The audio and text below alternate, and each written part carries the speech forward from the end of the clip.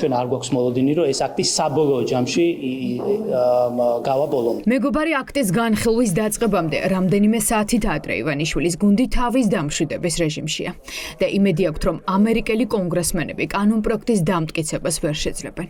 რამდენიმე საათში ამერიკელი კანონმდებლები კენჭს უყრიან ოლიგარქის გუნდის არაღიარების და სანქცირების დოკუმენტს, რაც იქნება კიდევ ერთი წინ გადადგმული ნაბიჯი, რომ ადამიანის უფლებების დარღვევისა და დემოკრატიის განადგურების გამო შტატებმა რეჟიმს პასუხი მოსთხოვოს. რეჟიმმა კარგად იცის, რომ კანონპროექტის წარმატება გარდაუვალია, ამიტომ დღეს იერიში დიდი სიმწავით ამერიკელ კონგრესმენებზე მიიტანეს.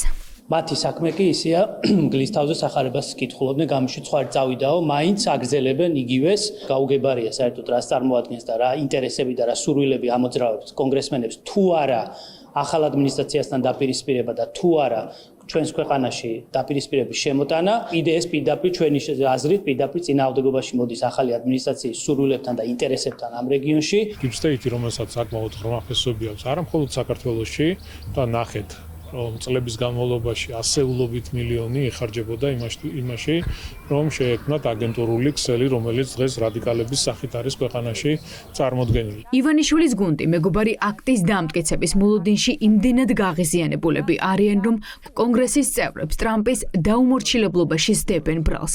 ეს იმ ფონზე, როცა ბიძინა ივანიშვილის არაღიარების და სანქცირების დოკუმენტი ურპარტიულია და მას ტრამპის გუნდის წევრები და დემოკრატები მხარს თანაბრად უჭერენ. ამიტომ პრაქტიკულად აღარ არსებობს შანსი იმისა, რომ კანონპროექტი კანონად არ იქცეს. დონალდ ტრამპის უახლოესი გარემოცვა, ჯო უილსონი, რესპუბლიკელი სენატორები, რესპუბლიკელი კონგრესმენები ყველანი მხარს უჭერენ ამ დოკუმენტის მიღებას და შესაბამისად ეს გახდება ძალიან ძლიერი მექანიზმი სახელმწიფო დეპარტამენტის ხელში იმისთვის, რომ ერთხელ და სამუდამოდ იყოს მიღებული კონკრეტული გადაწყვეტილებები საქართველოში არსებულ რეჟიმთან დაკავშირებით.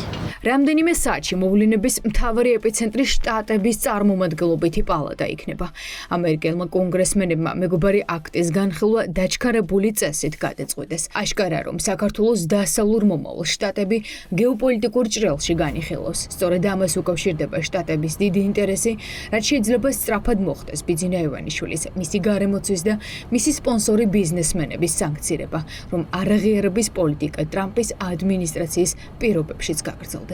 მე ვიცი, რომ ბატონ დავითაშვილის ვაშინგტონში ვიზიტისას სწორედ მეგობარი აქტი წაუკითხეს კიდევ ერთხელ და მას აუხსნეს, რომ რაც იქ წერია, ეს არის შეერთებული შტატების ორპარტიული, ანუ დემოკრატების, რესპუბლიკელების საერთო პოზიცია და მათ მხოლოდ მაშინ აქვს შესაძლებლობა რაიმე ურთიერთობის შეერთებულ შტატებთან, თუ კი მეგობარი აქტში ჩამოთვლილ პრობლემებს დაძლევენ. როდესაც უკრაინასთან ფორმდება ურთიერთთანამშრომლობის ხელშეკრულება, რომელიც ითვალისწინებს როგორც სამხედრო, ისე ეკონომიკური პაკეტს და 10 წლიანი პროგრამა არის ეს.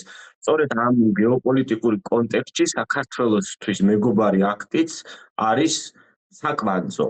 საკვანძოა, იმიტომ რომ ამერიკა აღიქვავს როგორც უკრაინის ნაწილს საქართველოსთან ერთად და ამ გეოპოლიტიკურ საკუთხედში მეგობარ აქტს აქვს მნიშვნელოვანი ფუნქცია. ამ ხელისუფლების საკვანძო წარმომადგენლებს, ისე როგორც პარლამენტის წევრებს, მათი ოჯახის წევრებს და ამ შემდეგ სანქციები ნამდვილად არ ასწდებათ და ეს იქნება პრაქტიკულად ყოვლის მომცველი სანქციები. ბიძინა ივანიშვილის თვით გამოცხადებული მთავრობის სანქცირების დოკუმენტს კენჭს დღეს უყრიან. შემდეგ კი აქტის განხილვა კონგრესის ზედა პალატაში დაიწყება.